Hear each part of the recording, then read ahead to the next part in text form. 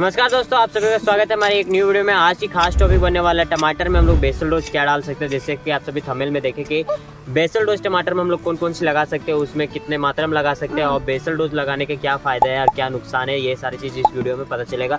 और अगर आप बेसल डोज लगाते हैं तो आप सभी को उत्पादन सही मिलेगा। उत्पादन सही मिलने के साथ साथ पौधे अच्छे से ग्रोथ करेंगे, यानी कि शुरुआत से ही पौधे में ज़्यादा फुटाव नजर आएगा, ज़्यादा फ्लावरिंग नजर आएगा, ज़्यादा उसमें फल पकड़ेंगे। यानी कि फुटाव के साथ साथ फूल भी आएंगे और फूल की संख्या बढ़ेंगे तो फल की संख्या बढ़ेगा, फल की संख्या बढ़ेंगे तो किसान का आमदनी बढ़ेगा।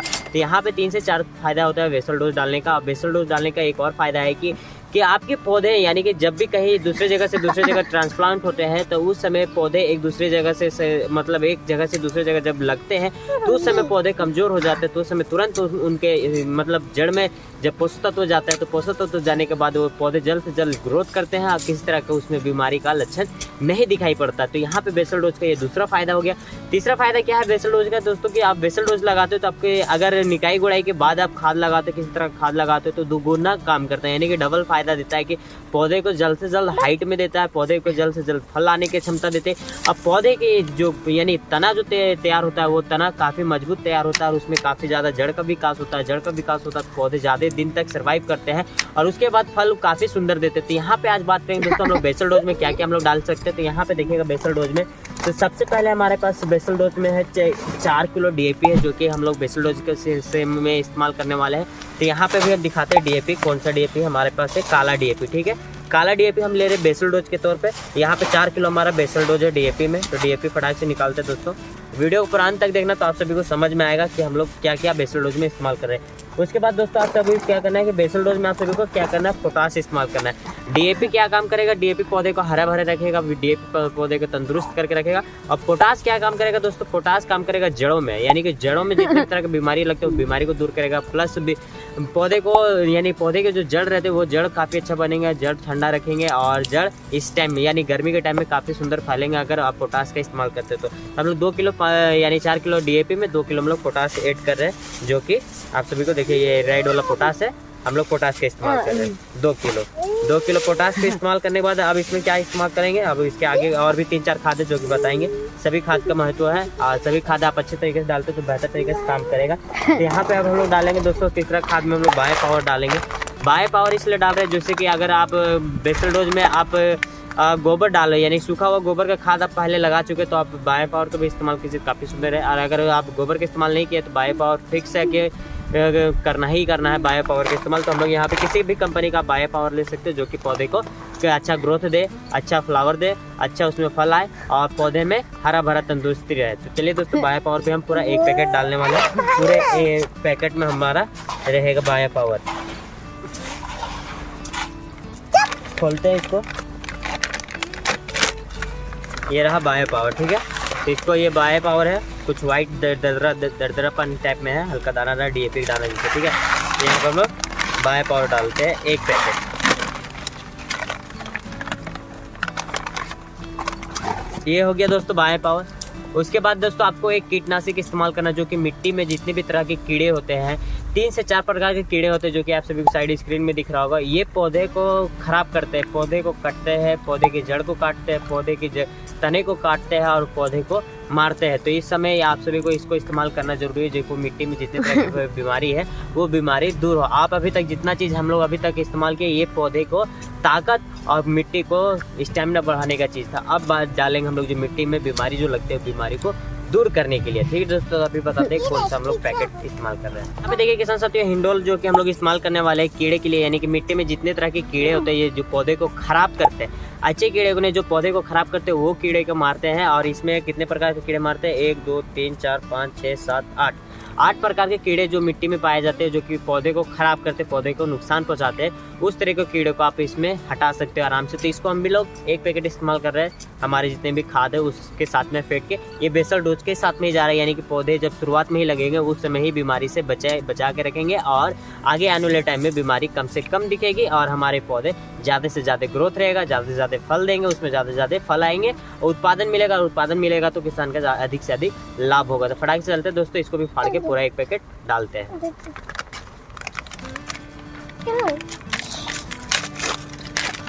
ये आपको कुछ पाउडर फॉर्म में मिलेगा, ठीक है, और बाकी सब आपको दाना के रूप में मिलेगा।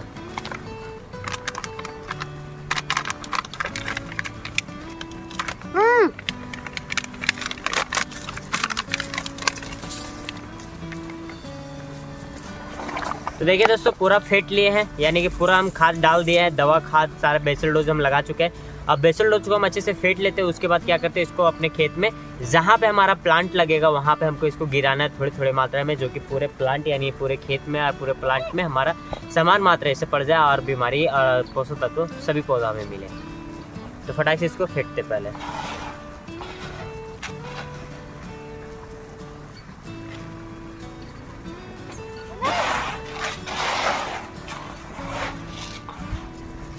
तो दोस्तों यहाँ पे फेंटा हुआ हो गया है, अब निकालते हैं। देखिए यहाँ पे पाउडर भी है, हमारा पोटास भी है, हमारा DAP भी है, और यहाँ पे खाद बीमारी सभी चीज़ का इलाज एक साथ। एक फटाक से निकालते हैं गमला में और देने चलते हैं।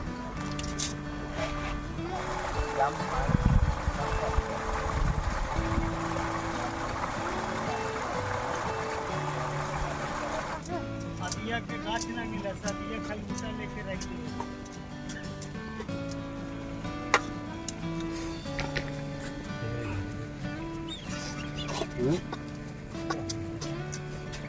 इतना तो सब है।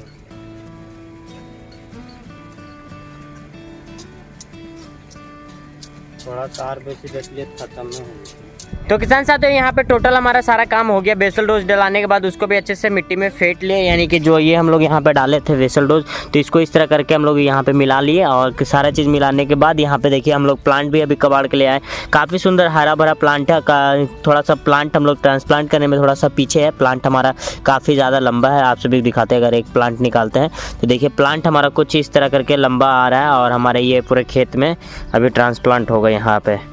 तो यहाँ पे देखिए दोस्तों, यहाँ पे हमारा प्लांट लगने लगा। जो हमारा मार्किंग किया हुआ था वो मार्क पे लग रहा है। तो यहाँ पे प्लांट से प्लांट की दूरी है हमारा 1 फीट और बेड से बेड की दूरी है 2.5 फीट, यानी कि ये जो बेड का चौड़ाई है ये 2.5 फीट का है। और प्लांट से प्लांट की दूरी अगर देखिएगा तो ये 1 फीट मिलेगा आपको। देखिए एक प्लांट यहाँ पे है तो एक प्लांट यहाँ पे है, डायरेक्ट 1 फीट का दूरी पे रखा गया और दोनों साइड में हम लोग लगाए, जिग जैग फॉर्म में लगाए। एक प्लांट आपको यहाँ मिलेगा, एक प्लांट ऊपर में, फिर एक प्लांट फिर थोड़ा सा ऊपर में, उसके बाद फिर थोड़ा सा ऊपर में। इस तरह करके हम लोग जिग जैग फॉर्म में ले जा रहे हैं, क्योंकि जो जिग जैग फॉर्म में ले जाने के कारण है कि पिछले बार भी हम लोग टमाटर जिग जैग फॉर्म में लगाए थे, काफ़ी अच्छा उत्पादन भी दिया, पर रेट नहीं था, इस कारण से हम लोग उसमें प्रॉफिट नहीं ले पा रहे हैं। और अभी भी टमाटर वो हमारा हार्वेस्टिंग हो रहा है और वो अभी हमें लगता है 2 से 2.5 महीना भी और चलेगा हार्वेस्टिंग। और हमारे यहाँ पे देखिए अभी हम लोग ट्रांसप्लांट कर रहे हैं। आज 17 तारीख और 17 फरवरी और 2025 में हम लोग ट्रांसप्लांट कर रहे हैं। आज से हमारा डे 1 चालू होता है। और पिछले बार टमाटर हम लोग वहाँ पे लगाए थे, उस वही फॉर्म पे हम लोग चल रहे हैं, जिग जैग फॉर्म पे। जैसे कि देखिएगा तो पौधे आप सभी को जिग जैग में नजर आएंगे, एक ऊपर एक नीचे, एक ऊपर एक नीचे नजर आएंगे। तो इस तरह करके भी ट्रांसप्लांट करते चल रहे हैं और उसमें चूना, बेसल डोज सारा चीज़ लग चुका है और यहाँ पे ट्रांसप्लांट कर रहे हैं। तो बेसल डोज लगाना ज़रूरी है। और दोस्तों यहाँ पे हमारा ये डे 1 आज से चालू होता है। हमारा नर्सरी का डे 1 जो ख़त्म हो गया, नर्सरी काफ़ी सुंदर हमारा तैयार हुआ, किसी तरह का नर्सरी में बीमारी नहीं लगा। बस थोड़े से प्लांट हम लोग थोड़ा लेट, मतलब ज़्यादा से ज़्यादा हम लोग को लगता है 10 से 15 दिन हम लोग प्लांट को लेट हम लोग ट्रांसप्लांट कर रहे हैं, क्योंकि इसमें मटर था तो मटर को ख़त्म करके हम लोग फिर यहाँ पे लगा। तो फिर यहाँ पे देखिए अभी हम लोग को फिर से ट्रांसप्लांट हो रहा है। ठीक है दोस्तों, तो किसान साथी यहाँ पे देखिए अभी हम लोग बिजाई है। किसान साथी यहाँ पे देखिए अभी हम लोग ट्रांसप्लांट कर रहे हैं, हाथों से ट्रांसप्लांट इसी तरह बहुत बारीक यहाँ पे हम लोग हाथों से गड्ढा करके और पौधे को मिट्टी के अंदर दबा रहे हैं, जड़ को, और पौधे को थोड़ा लंबा दबा रहे हैं। इस ऊपर में पौधे में किसी तरह का दबाव नहीं बनाना है, पौधे को आराम से सिर्फ लगाना पौधे। अगर आप उसमें जातोगे या दबाव करोगे ऊपर से मिट्टी को, तो अंदर वो जड़ टूटेंगे और तना है, मतलब प्लांट का तना है वो टूट जा सकता है। इसलिए आपको क्या करें, ज़्यादा ऊपर से दबाना नहीं है, सिर्फ हल्के हाथों से मिट्टी को उठाकर जड़ों को अंदर दबा दो। कौन सी बोल लो?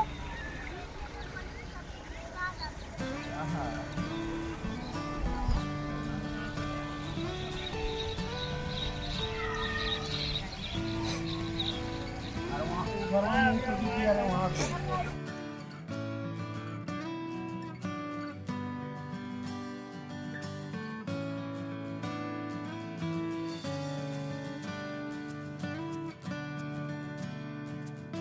पे दोस्तों यहाँ पे कंप्लीट हमारा ट्रांसप्लांट हो गया, पूरे पौधे यहाँ पे लग चुके हैं। पूरे पौधे लगने के साथ में यहाँ पे टोटल पौधा अगर बात करेंगे तो यहाँ पे टोटल पौधा 1050 पौधा हमारा लगा है और कुछ हमारा प्लांट वहाँ पे बचा हुआ है, प्लस हमारा नर्सरी में भी एक गंडारी पूरा हमारा प्लांट बचा हुआ है। टोटल हमारा यानी कि मान के चलो 2000 प्लांट बचा हुआ। 3500 का हमारा बीज था, 3500 बीज सीड्स था हमारे पास, और 3500 में हमारा 3000 मान के चलेंगे पौधा हमारा तैयार भी हुआ होगा। तो हमारे पास यहाँ पे 1050 हमारा पौधा लग चुका है और वहाँ पे 1000 अभी हमारे पास होगा ही, 2000 अभी हमारे पास प्लांट बचा ही है। तो नीचे वाले खेत में लगेगा, उसके बाद जो भी प्लांट बचेगा वो हमारा सेल हो जाएगा, यानी कि कोई अगर ख़रीदना चाहेगा उसे मिल जाएगा हमारे थ्रू नर्सरी का प्लांट।